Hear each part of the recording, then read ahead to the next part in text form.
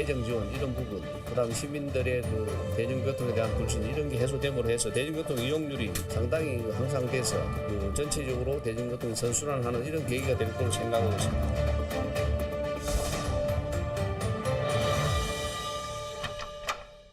앞서 부산 공공요금 문제 다룰 때도 잠깐 언급이 됐었는데요. 이번에는 대중교통 수송 분담률과 관련한 얘기 나눠보겠습니다. 대중교통 친화도시를 목표로 하고 있는데 아직 갈 길은 멀어 보입니다. 자, 부산시가 버스조합하고 공동으로 시내버스 기사 채용 설명회를 연다 하는데 의외예요. 이게 무슨 얘기예요? 네, 원래 우리가 전통적으로는 버스 기사님 하면은 중공무원급 대우를 받는다. 라고 해서 정말 인기 직종이었습니다. 그런데 이제 코로나를 거치면서 이제 배달 사업이 성행하게 됐잖아요. 그러니까 배달업에 진출하니까 오히려 업무 시간도 자유롭고 돈을 더 많이 벌게 되는 겁니다. 그래서 버스 기사님들이 배달업으로 이직하는 케이스가 굉장히 많이 늘었다고 합니다. 실제로 살펴보니까 2021년에는 버스 기사님이 130명이 부족한 것으로 파악이 됐고요. 작년 같은 경우는 401명이 부족한 상황이라고 합니다. 버스 회사에서는 이 결혼을 채우려고 퇴직하신 분들을 계약직으로 다시 채용하거나 기존에 있는 기사님들의 운행 시간을 늘리는 방법을 선택하고 있는데요. 사실은 이 버스 운전이라는 게 시간이 늘어나면 시민들이 위험해지는 거거든요. 그리고 나이가 많으신 기사님들이 다시 복귀하셔서 운전하는 것 또한 시민들이 위험에 처할 수 있는 문제이기 때문에 지금 현행 상황대로는 방치하면 안 된다. 그래서 우리 부산시에서 채용 박람회를 열어서 버스기사 수급에 최선을 다하고 있는 그런 상황입니다. 그러니까 이게 제가 멘트를 좀 다르게 했는데 이미 열렸더라고요. 그죠? 이미 열린 상황이고 그런데 승무원수가 부족하다. 그리고 대중교통 수송 분담률도 부산시가 목표로 하는 것보다 낮다. 네, 설명을 좀 해주시죠. 부산시는 현재 2030년까지 이 대중교통 수송 분담률을 60%로 목표로 하고 있습니다. 우선 코로나 이전 정도의 수준이 2019년도에 44.3%였는데요.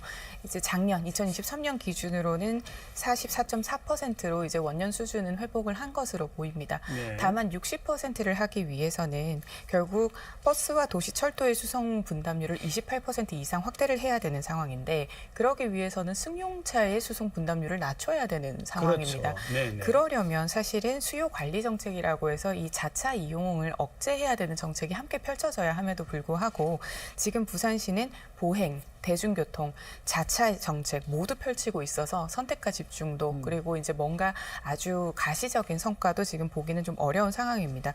물론 부산은 교통 정체의 문제도 있고 산복도로가 많고 아직은 도시철도가 곳곳에 닿지를 않아서 자차를 이용해야 한다라는 부분도 반영은 해야 되겠지만 뭔가 부산시가 대중교통 정책에서 어떤 목표를 가질 것인지 정말 수송 분담률 60%를 이루겠다라고 하면 그에 맞게 이런 자차 억제 정책도 함께 가야 된다라고 봅니다.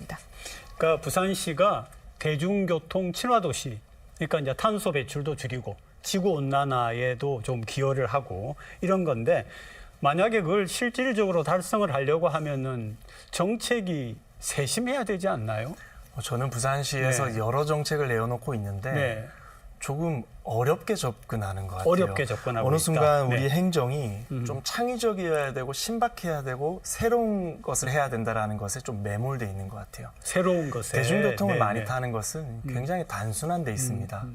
편리하고 쾌적하고 자차를 이용하지 않더라도 내가 안전하게 빠르게 도달할 수 있으면 되는 겁니다. 그렇습니다. 그런데 부산시에서는 그 본질적인 것을 조금 외면하고 좀 신박한 방법을 자꾸 찾는 것 같아요. 뭐 동백패스라든지 뭐 빅데이터로 활용한 뭐 노선 재개편이라든지 조금 이 단순한 것을 놓치고 있지는 않나라는 생각이 들어요. 그래서 많은 노력을 하고 있고 이번에 대중교통 우리 친화도시로 가기 위해서 정말 다양한 정책들 한 20가지 넘는 정책들을 내어놓고 있어요.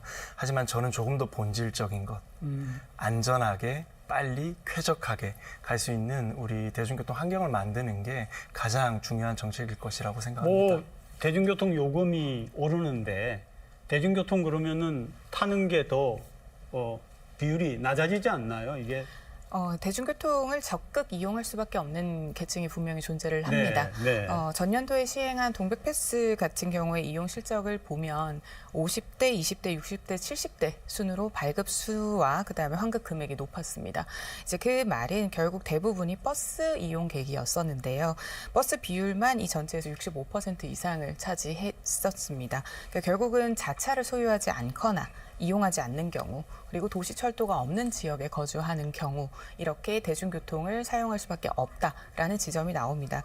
그러다 보니 대중교통의 적극 이용 계층 같은 경우는 이렇게 공공요금이 올라버리면 어쩔 수 없이 울며 겨자 먹기로 그 인상분을 부담해 가면서 대중교통을 타야 하는 것이죠.